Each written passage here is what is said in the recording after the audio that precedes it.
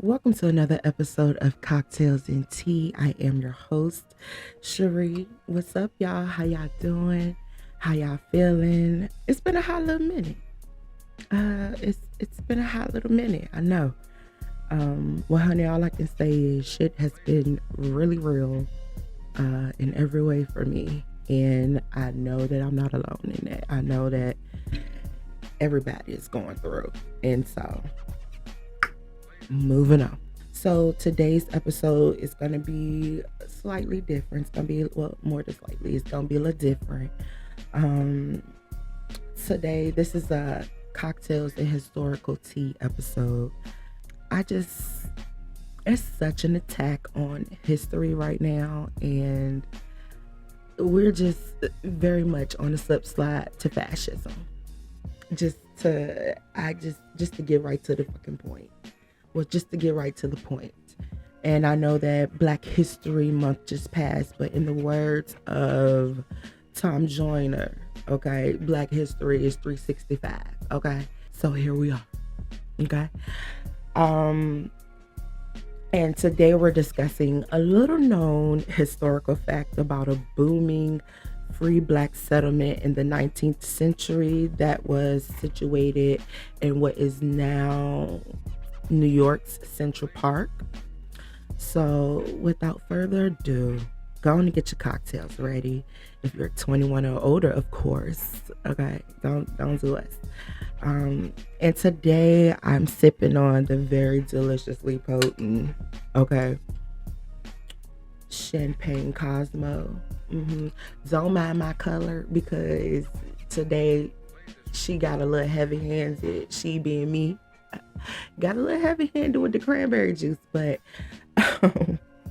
so don't pay no attention to the color. But it's still good and potent, okay? And as always, you can have whatever cocktail, mocktail your heart so desires, honey, okay? And if you want to know how to make this cocktail the right way, then head over to my Instagram at I am Cherie 4. That's I am SHARI 4 to watch my Reels video where I show you how to make this cocktail step by step, and I also give the recipe.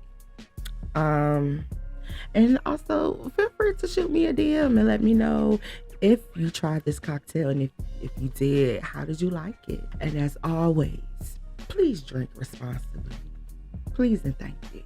Okay? Don't be out here wild. Okay? Moving on. So, Seneca Village. I'm actually excited about this. I am a history buff. I love history. Fun fact about Cherie. I'm all into history. And judging from the times that we're living in now, it will behoove a lot of you to go on and get into history too. I digress. Okay, moving on because I'm trying not to be before you long. I'm gonna do my best not to be before you long. Okay.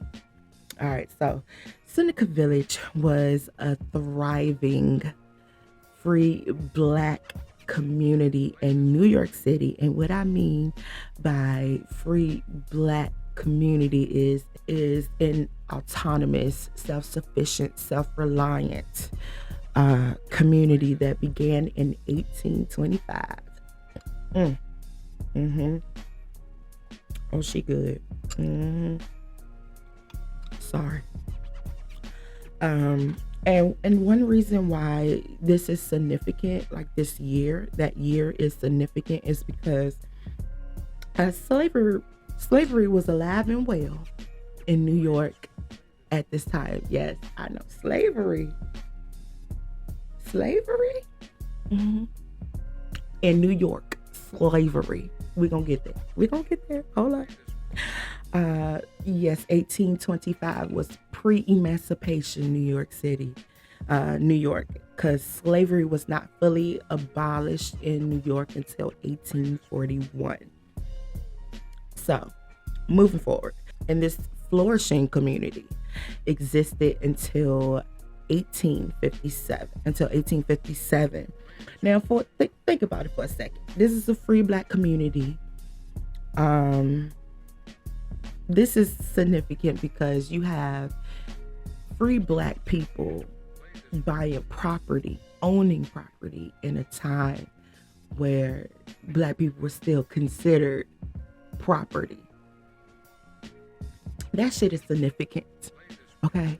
And attention must and will be paid. Moving forward. Seneca Village is considered Manhattan's first prominent community of African American property owners. And also this black settlement, mostly black settlement, but we're going to get to that. We're going to get to that too. This mostly black settlement was the epicenter of black political power in Manhattan in the mid 19th century, which again, significant and attention must and will be paid. Okay. Now, the exact name of Seneca Village is unknown. They really don't know exactly where they got the name from, but researchers have theorized that if the name did indeed originated in the African American community, then it may have been named after Seneca Falls in upstate New York, which is it's known for abolitionism, for being like a little hub or something, being like a little hub of abolitionists, and also I think the women's movement too. They had like their first convention there, or something to that effect. But other researchers speculate that the name came from a philosophy called Seneca's Morals, which was a book that was popular amongst black and other abolitionists and activists at that time. So those are the two theories of where the name Seneca Village came from. And I think it is another one surrounding the Native American, like it came from the Native American people. But again, these are theories. So I wanted to lay all the theories out there, all the theories that I found. Moving forward. So for 32 years, from 1825 to 1857, for 32 years, Seneca Village was like a safe space, so to speak, for African Americans. But girl, honey, sugar, sweetie, lovey, loved one, beloved, what exactly is a safe space for black people in America? Don't worry about it. That question was very much rhetorical because we all know the answer to it. There is not even your damn home. Okay, I'm moving forward because I'm trying not to digress too much. So I'm gonna move forward. Okay, so the population in Seneca Village expanded to roughly 250 to 300 people by the 1850s, with black people owning more than half of the homes in Seneca Village, which was an unusually high percentage for property ownership for any New York community at that time. I didn't make it up. Okay, research. However, even though African Americans founded the village, Seneca Village was not just a black enclave. It was 2/3 black and 1/3 were Irish, and some were of German descent as well. And this is because between 1845 and 1850, Irish people were facing deprivation and other hardships, and also Ireland's potato crop was destroyed by fungus that resulted in a famine. And so and this famine was known as the Irish potato famine, or the Great Hunger. Okay, so, and this is where 2 million Irish people immigrated to various places around the world, and 500,000 of that 2 million came to the United States. where they accounted for more than half of the immigrants in the 1840s. I mean, that's a lot. So, to say the least, New York saw an influx of Irish immigrants, and some of them were residents of Seneca Village. And by all accounts, they integrated into the community seamlessly. They were very much a community. Uh, they worshiped together. They fell in love. They were in relationships. They had interracial relationships, and they had children. And they shared a midwife. You know, they were pretty much everybody got along. There was no issues. There was no problems. You know.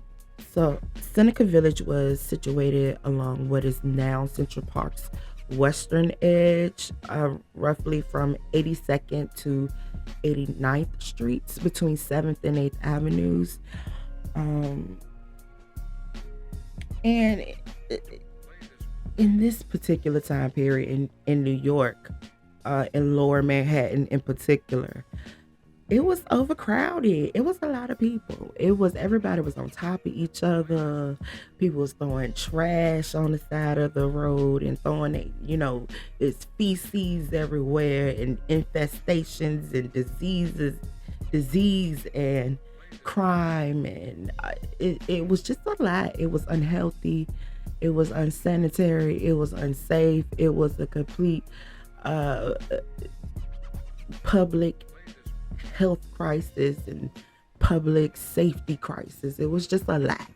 And um, so people were looking to move further out, to move further north. So this is lower Manhattan at this time. And so everything further north, like where Central Park is now, was all rural and remote and was almost like the countryside. So it was a breath of fresh air, Seneca Village, because it was located far away from, far away from all the debauchery in lower Manhattan. So, again, Seneca Village was a bit of an escape, a refuge, especially for Black people, because again, this was pre-emancipation New York. This is slavery was a thing in New York, contrary to what we have been taught, and I'm gonna get to that. Um, this point in New York, Black New Yorkers had to deal with the persistent danger of slave catchers that were roaming the streets looking to kidnap both free Black people and escaped enslaved Black people, and send them back down south to be sold back into slavery. So pretty much no Black person was safe in lower Manhattan. Further north, where things were a little more open and fresh and peaceful and remote, they didn't have to worry about that. Speaking of, I want to get back to the point of slavery being in New York.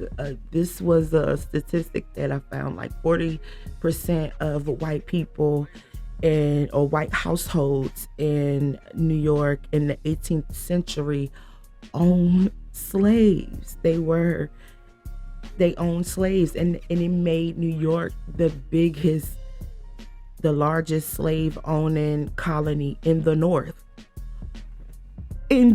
Apparently New Jersey was out here holding folks too. It was, girl, I know. And I feel like we often assume that the presence of Black people in New York began with the Great Migration, and part of that is because that's what we were damn taught. It's just,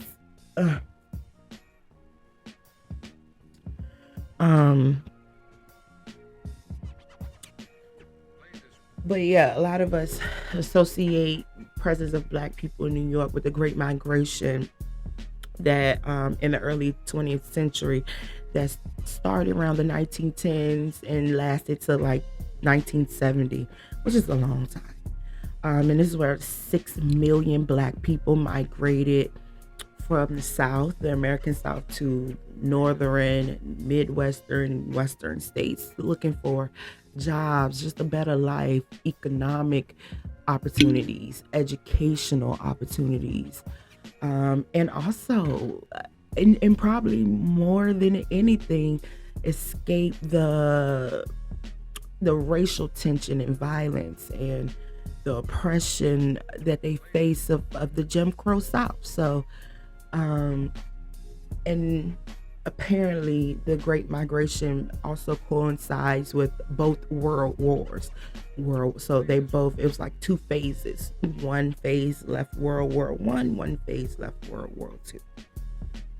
Um, just a little background on that, but we're gonna get to that. I'm actually gonna do an episode of that. I have a whole list of cocktails and historical tea topics, and just based on the mood and where our country is moving, you know I might be putting out more of those episodes than anything else. Just, feel free to DM me. My Instagram again is I am Cherie number 4. I am SHARI number 4, and let me know, or comment underneath this YouTube video. Comment underneath this video on YouTube, or go to, or wherever you're listening to this podcast. But we all believe this lie that slavery was limited to the American South, and that New York was seen as an escape or refuge for enslaved Africans who were seeking freedom. And this is because that's the lie that they taught us. However, the real actual factuals about slavery in New York is this: New York was considered the epicenter, if you would. And I know I used that word a few times, but oh well. They were the epicenter of the slave trade, and holding more Africans in chains than any other city in the country, with the possible exception of Charleston, South Carolina. But yes, girl, New York holding more slaves, more Africans in chains than any other city in the country, with the possible exception of South Carolina.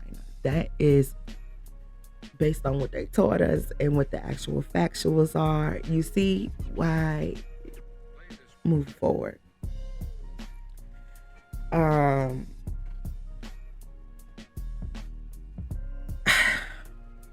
this was in the late 18th century, for context.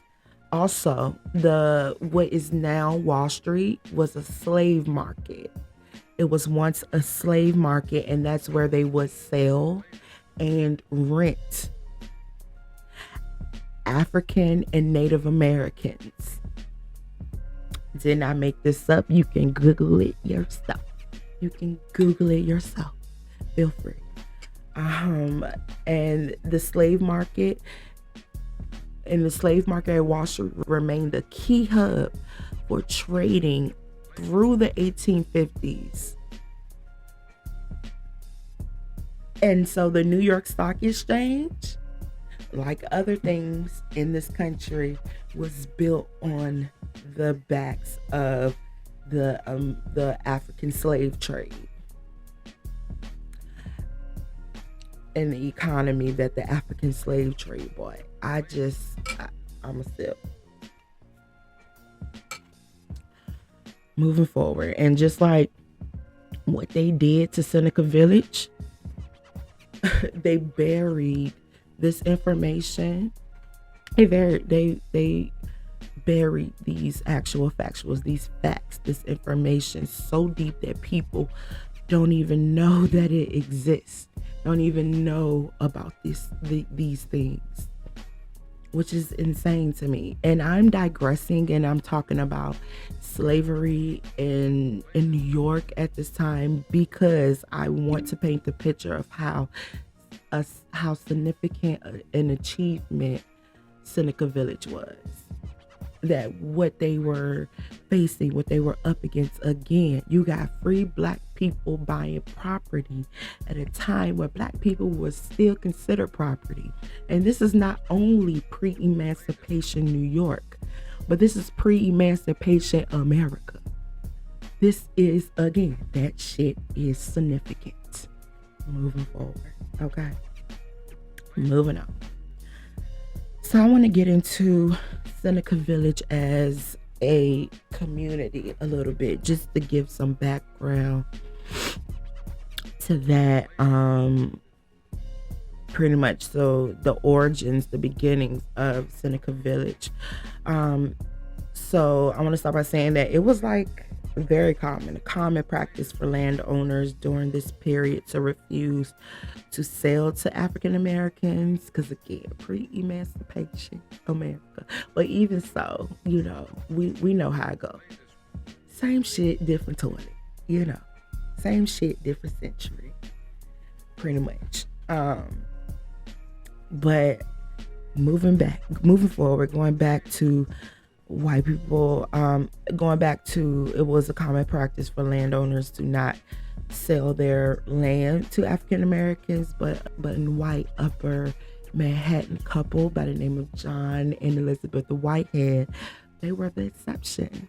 And in 1825, they subdivided their land that they purchased the year before in 1824.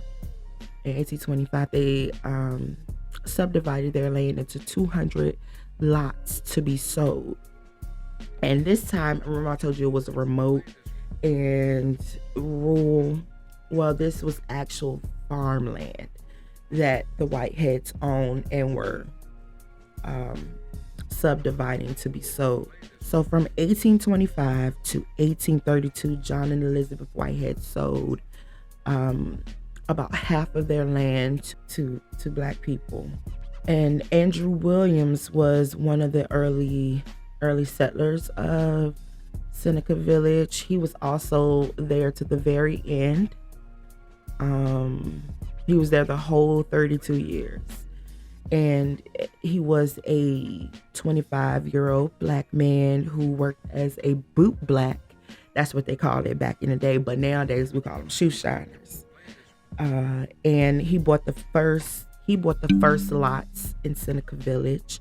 He bought the first 3 lots, as a matter of fact, in Seneca Village, and he paid $125 for those 3 lots.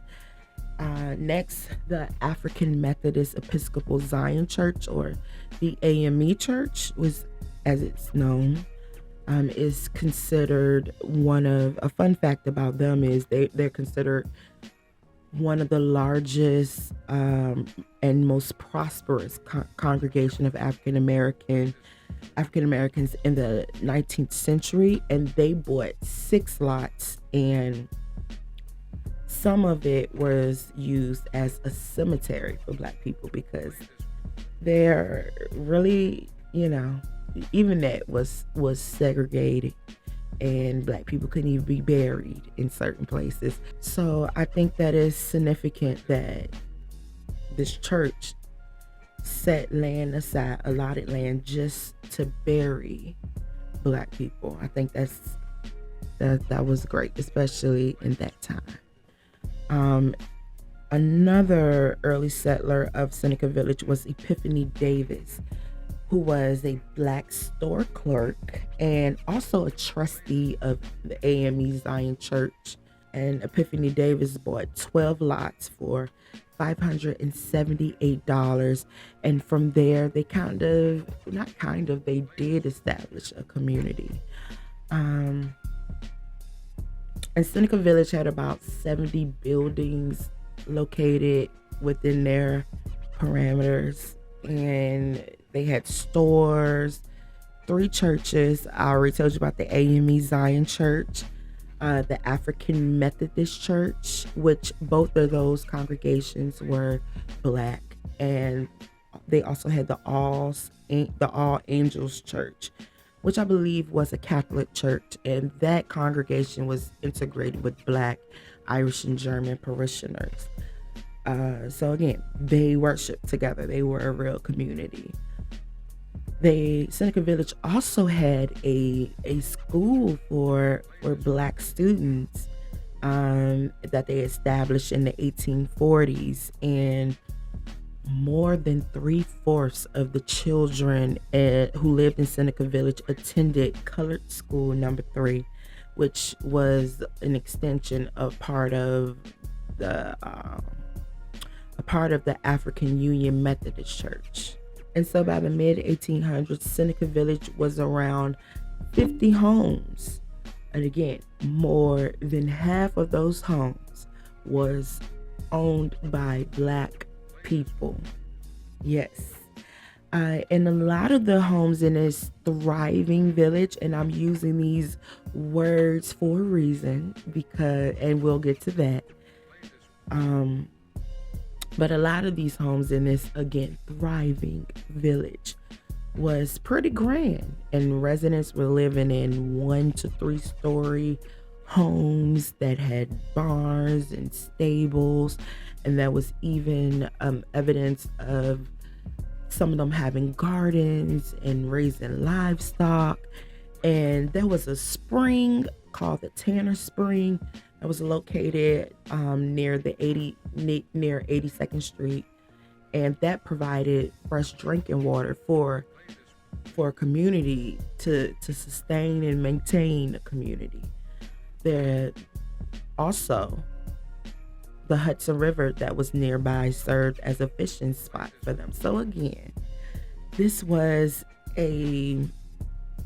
as I stated earlier, Seneca Village was a free, autonomous, self-sufficient, self-reliant, mostly self-sufficient, self-reliant Black community that had a sprinkle of Irish immigrants, but it was a mostly Black community. It was a community that was founded by Black people. That is why I refer to it as a Black community.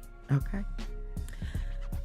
So Seneca Village was thought to be a Black middle class community. And why I'm saying Black middle class community is because technically, to be considered a member of the American, I want to sip, honey. The American middle class, you had to have jobs which did not involve manual labor. Hold up. But per usual, Black people, that was not an option. Was not an option for Black people. We were discriminated. We still are by. I mean, there are nuances, of course, but we still fighting for the same shit. Equality. Okay. Again, I'm digressing. Moving forward. Well, where was I? Oh yeah, Black people were discriminated against to such an extent that they were only relegated to service jobs, labor jobs, domestic jobs, manual labor jobs, and the jobs that were technically considered middle class were not available. So, and also, even though they worked the same jobs as the Black people that lived in Lower Manhattan, they were thought to be better off because I think mostly they had room inside and out of their homes, because again, overcrowded, everybody on top of each other, much like how New York kind of is now. I'm not saying this is as dirty, but I'm not saying it's dirty or it's the same, but people are still on top of each other. But even though they held those same jobs as the people in Lower Manhattan, they were better off because, again, I feel they had more space in and out of their homes. They owned their homes. They owned their property. And buying land and owning property was and still is very huge, and it did and still do build wealth and generational wealth. So just on the strength that they were owners, they were better off. So to say the least, Seneca Village provided a huge opportunity for black people to be landowners, and most importantly, because back then owning land was a stipulation with voting. It gave them the right to vote, which is probably why they were thought of to be the epicenter of black political power, because they were actually able to have a say, to have a voice, to vote. Now, a little context about the voting rules in the 1800s, in the 19th century. So in New York in particular. So the New York Constitution was finished in 1777, but it was rectified in 1826 to be more inclusive and universal to white men. Because if you don't know now, there is a hierarchy in the white community, and that's their story to tell. Okay, I'm moving forward. But it didn't just include the more universal universal inclusion of white men, but it also included free black men. And it had more stipulations, and this of course was to cripple black political power at this time. But some of the stipulations were they had to be free of debt, they had to be residents of New York for at least 3 years, and you had to own at least $250 worth of property in order to be allowed to vote. And of course you had to be a man, because women didn't get the right to vote until 1919. Yes. And we're gonna talk about that too. Not Susie B. Anthony and them, but the black suffragettes like Sojourner Truth. Okay. And how they were left out of that movement, that saying, ain't I a woman, all that good stuff. We're gonna talk about that too. That's on the list. Moving forward. I wanna bring it to context when I say that they wanted to cripple black political power. Just an example, by 1855, the population of African Americans in New York was approximately 12,000, and only 100 black men were eligible to vote, and 20 of them were residents of Seneca Village. And again, that's probably why they were considered the epicenter of black political power. Moving on. So Seneca Village counted several distinguished citizens among its residents. Epiphany, I already told y'all about Epiphany Davis and Andrew Williams. Well, they were two prominent members of the New York African Society for Mutual Relief. Now, that is a mouthful, girl. Hold up. Can we sip for that? 'Cause that was a lot. Hold up. Okay. Now, the New York African Society for Mutual Relief was an organization that was established in New York in 1808. And I'm going to just give you some context, because I thought this was just amazing that this was available to us. Because again, the way they paint the picture, the way they lie to us about our history, will have you thinking that black people we were all broke and destitute, and that is a lie. It is a lie. It is a lie. Oh, and also this series I'm also doing other free black communities that were destroyed or just taken from black people. The next video, hopefully it'll be out the Friday after so every other Friday I'll be putting out videos. And so the next video will be Lake Lanier, and I'm not even gonna promise you that it's gonna come out when it's supposed to come out, but it's definitely gonna come out because I'm back. But Lake Lanier will be the next one, and I think I'm so ready for that because that one's supposed to be haunted and all kind of things. I know a lot of people don't like that hocus pocus shit, but I'm only speaking what I heard. Move forward. But the purpose of the New York African Society for Mutual Relief was they were organized to help widows, orphans, to pay burial expenses for their members. So it was also a brokerage firm to buy real estate for investment purposes. Now, going to connect the dots. Epiphany Davis and Andrew Williams were two prominent members. They also were the first two to buy lots in Seneca Village. The New York African Society for Mutual Relief was again a brokerage house for that reason. So connect the dots, honey. But the New York African Society for Mutual Relief was a safety net, so to speak, and a much needed safety net for Black families and small businesses. And a fun fact about the building where the organization held their meetings and stuff, it was paid for with money donated by a former enslaved Haitian woman named Juliette Toussaint. So I thought that was just a dope fun fact. And this building that Miss Juliette Toussaint donated money to pay for it served as like a meeting place and a school, and also it was a stop on the Underground Railroad, which, honey, significant.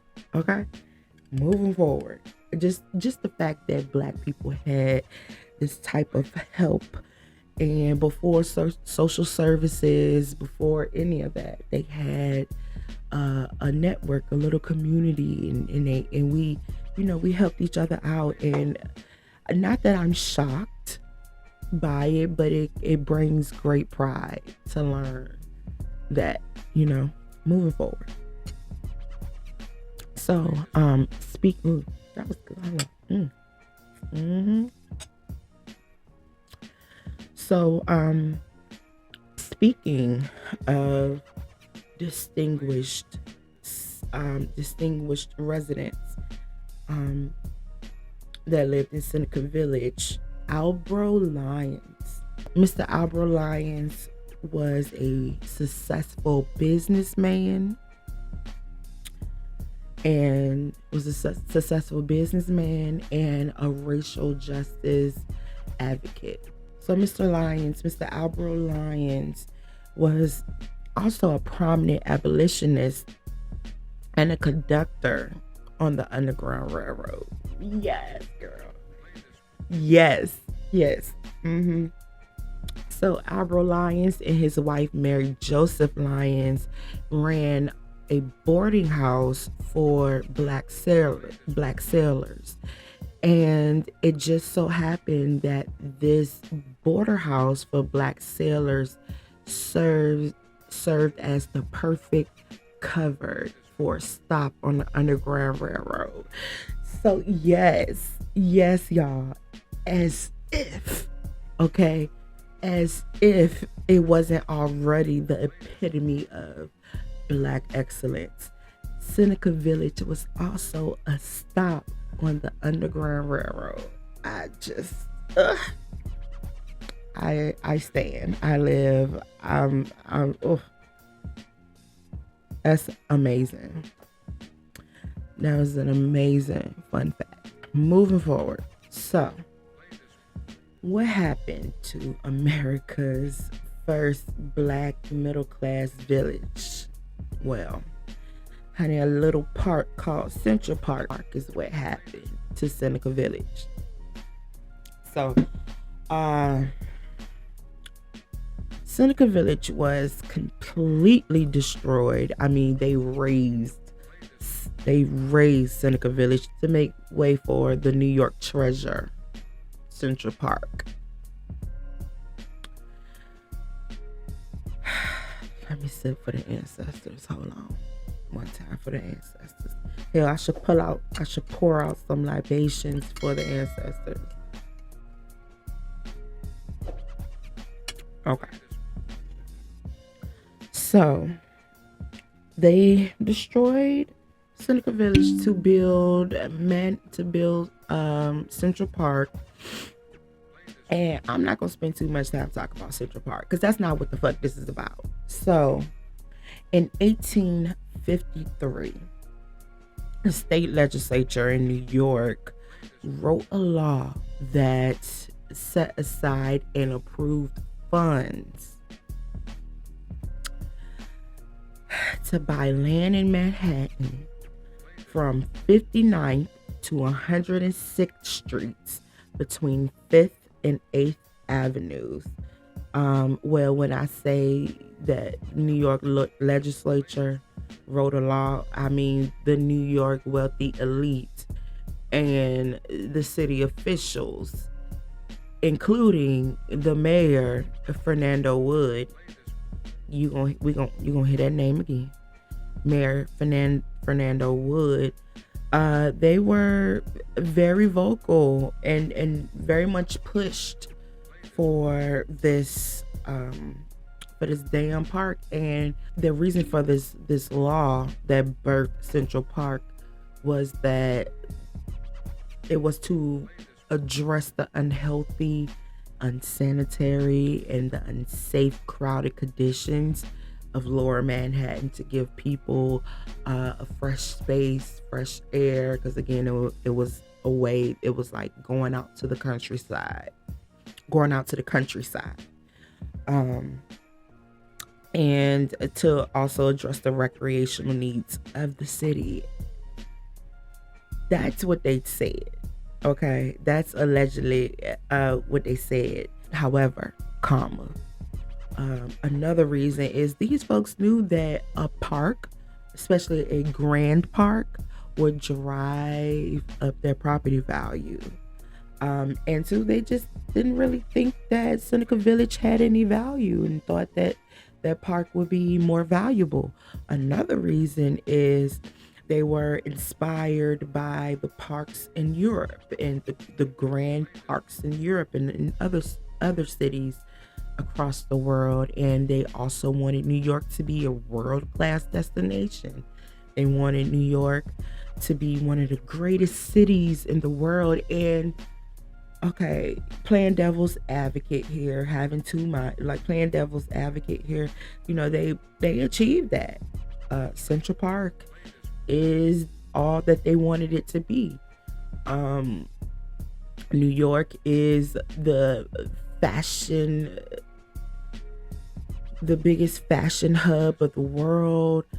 You have Carnegie Hall, you have Broadway, you have Times Square, you have Madison Square Garden. It's Statue of Liberty is another one. They achieved that, but at the expense of people, humans who made a whole life in this area. Find some fucking where else to put your park. Build around, just moving forward. But this is what happened. So how did they seize? Because again, they owned this property, rightfully so. They rightfully owned this property that the state, whoever, that the state wanted, the city and the state really wanted, and the New York elite. So the state of New York used its legal power and condemned the properties that were within the border of the park, and evicted the residents through the powers of eminent domain. And they're still using these powers to this day. But let me explain what um, eminent domain is. So, eminent domain is the power of the government to take property and convert it into public use with or without consent. Okay. Now, the Fifth Amendment says that the government can only exercise this. It said that the government can only exercise this power if they provide just, and this is a quote, just compensation to the property owners. Now, to me, that is very vague. How vague is that shit? Like, just think about it. Who get to decide what's just?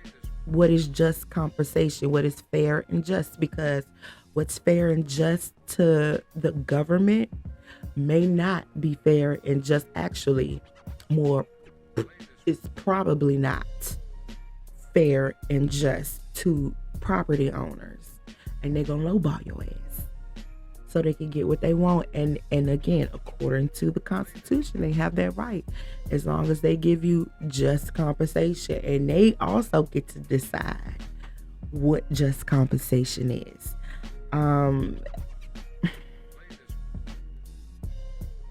And this is exactly what happened to the property owners in Seneca Village. You know, the government gave the residents of Seneca Village 2 years to pack up and leave. And remember Andrew Williams? Well, Mr. Williams protested immediately, and rightfully so. You know, he protested immediately because that was his home for 32 years, and he helped found this community that again was thriving. But the government offered him a much lower compensation than what he felt and what his land was actually worth. So he filed an affidavit of petition to the commissioners of Central Park in the state of New York's Supreme Court, you know, expressing frustration, and again, rightfully so. Because they lowballed him. They offered him his property was valued at $4,000, and they offered him and eventually gave him $2,335. Who are you talking to? Who are you talking to? They gave this man $2,335. Now, right, in our today's standards, it don't seem like a lot, but again, this is the 19th century, so this is a lot of money. Remember, he bought the first 3 lots for $125, which is also a lot of money back then. Moving forward, but they offered and gave him the $2,335 and forced him to leave his home, this community that he helped establish and build. And you know, it was his home for 32, moving forward. Many of the other residents, including Epiphany Davis, had their whole lives ripped from them, and they, like, all of a sudden, and they gave them much less than what their property was worth. And they also got less than what Andrew Williams got.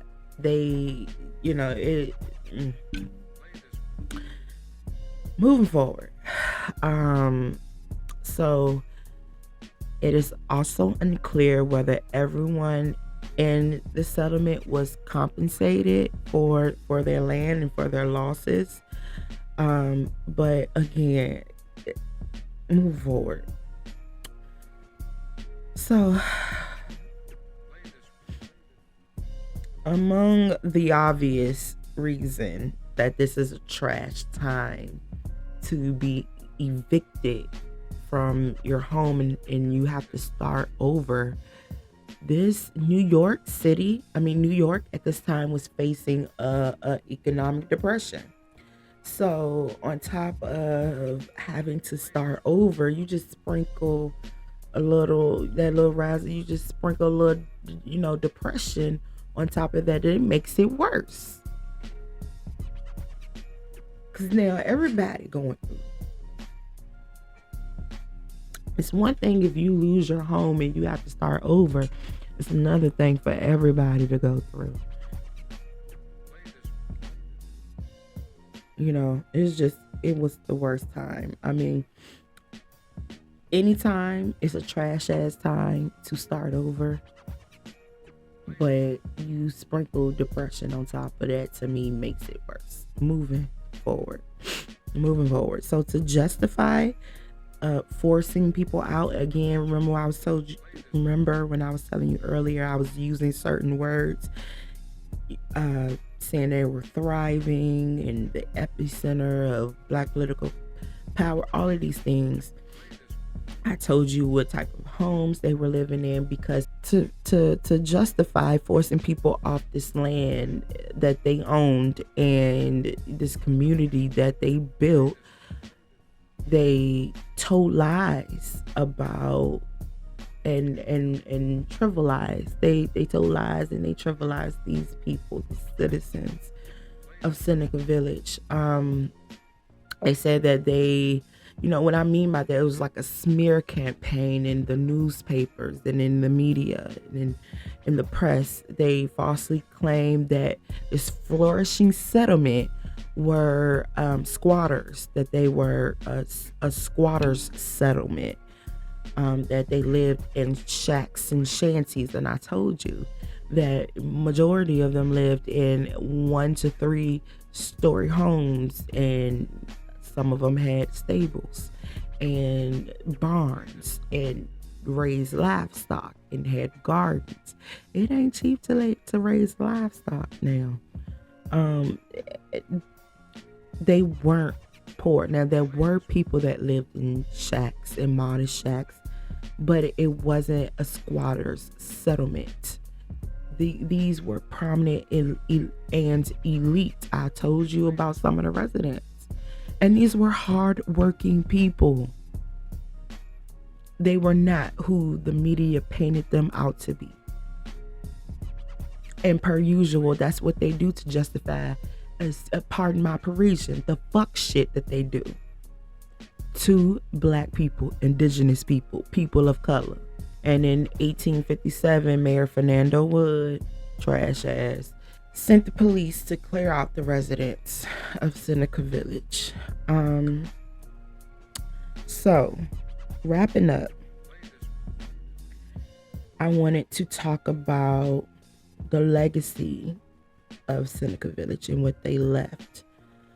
Because again, this is a little known historical fact, Black historical fact, but historical because Black history, and one reason that I didn't call this segment of cocktails and tea, cocktails and Black historical tea, instead is cocktails and historical tea, because it's time that we realize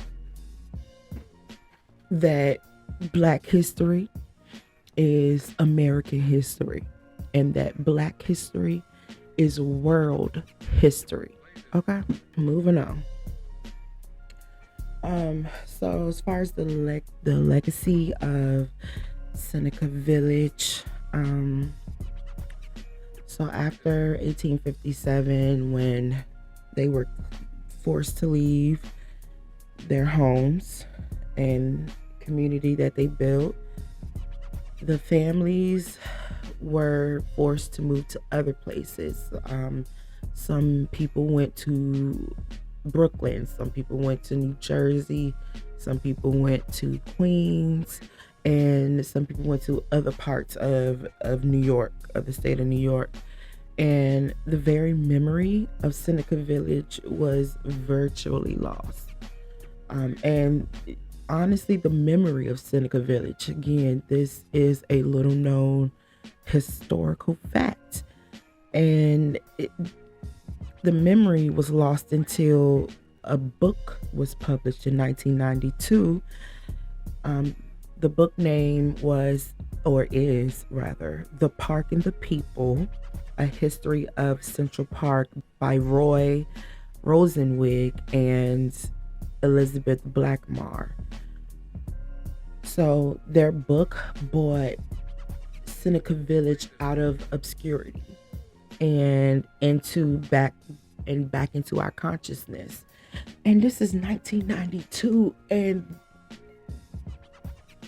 uh, this happened in 1857. And when you think about the millions of people that travel to New York just to go to Central Park, or the millions of people that hike or walk their dogs or take their children or have picnics or whatever, or jog through Central Park, they have no idea of the history that's beneath their feet. Moving forward, and honestly, Black achievements are too often just either whitewashed, forgotten, or just deliberately cut out of history. And moving on. So 144 years after the last residents were forced to leave that significant, thriving Black settlement, in 142 years since Central Park opened, the first first historical marker was erected in 2001, commemorating Seneca Village.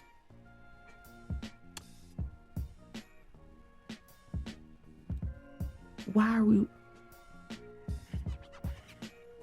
I mean, I guess, and people will be saying, well, at least they recognize and commemorate it. It's like, yeah, but they're not teaching it in schools.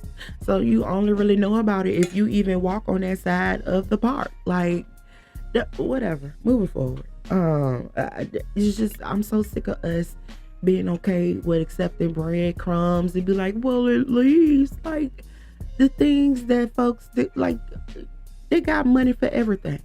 They got time for everything. They make way for things that they want to make way for. Okay? So no more are we going to keep accepting breadcrumbs and being just so thankful for that. Okay? No more. Move forward.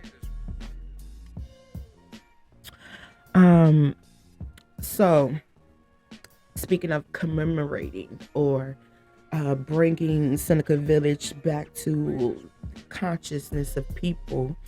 In 2011, members of the Seneca Village Project, yes, honey, they had a little organization by then, organized an archaeological research effort that was focused on discovering the identities of the residents of Seneca Village. So in 2011, they excavated the grounds in Central Park, where on the side where Seneca Village was, the western edge, and they found a lot of things in the ground. They found portraits, illustrations, family papers, title deeds. They found artifacts.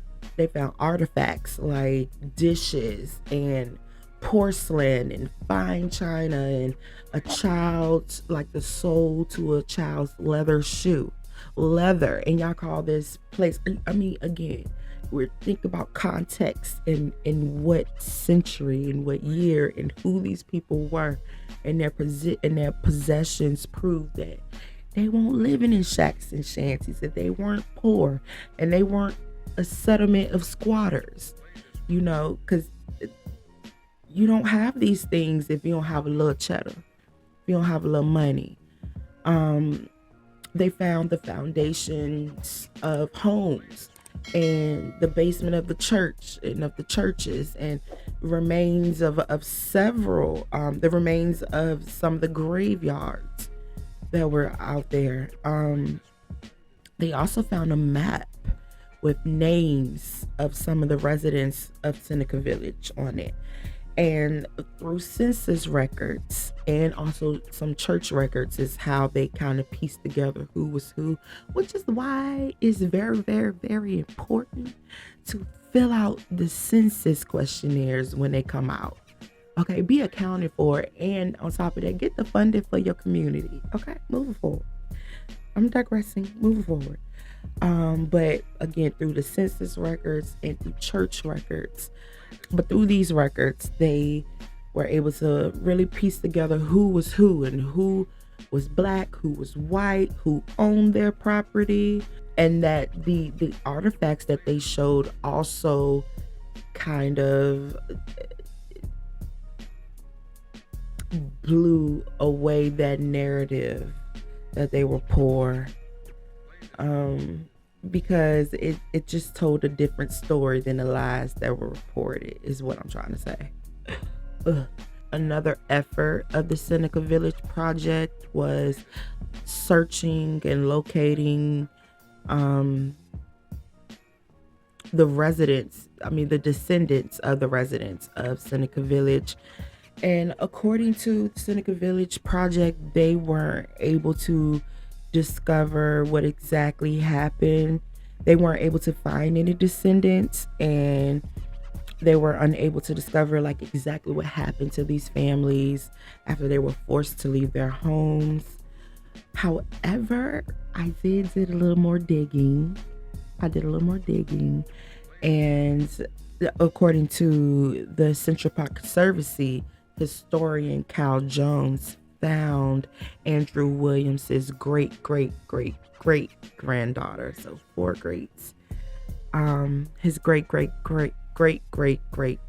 granddaughter, Ariel Williams.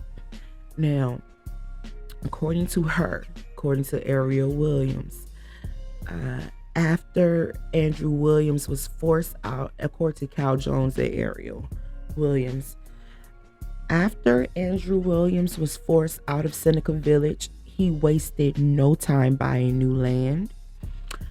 So remember I told you he got paid the $2,335. So he got paid that in April of 1856, and in June of 1856, yes, that same year. So 2 months after he got his money, he bought new land in Newtown, and Newtown is in Queens, New York. And he bought that again in June of 1856. And also, Ariel Williams revealed that Andrew, after what happened to Seneca Village and after he was forced to leave, he invested in his children's education, and he also invested in other things as well, and he continued to be a property owner. He didn't let that deter him. He took that money and he bought more land, which is, again, significant and noteworthy. Honey, and with that, I'm done. And that's the story of Seneca Village. Now, moving on to Shots for the Road, which is a quote or a song lyric, and either it coincides, it ties in with the episode, or I just thought it was badass and I just wanted to put it in. But it's just a little something, a little gem, a little bit jewelry to take with you and marinate on it however long you need to, sugar. But I have 2 quotes. in an honorable mention, and trust me, they're small, they're not long at all. But the first quote was from a newspaper article in 1857 after they raided Seneca Village. And it just basically, in a nutshell, just tells what happened to them. But I just thought it was cool to have words from media from from the 1800s, from that time period, from the 19th century, that spoke on this situation. So this is what it says. Seneca Village would not be forgotten, even though it was for a long time, but we're going to keep the memory alive now, moving forward.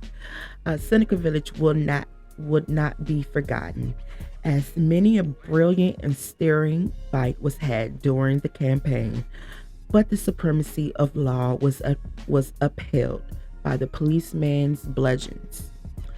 And this is an unknown news article quote. I don't know what publication. Moving on to the next quote. This is a Marcus Garvey quote, and I thought that it just ties in so well.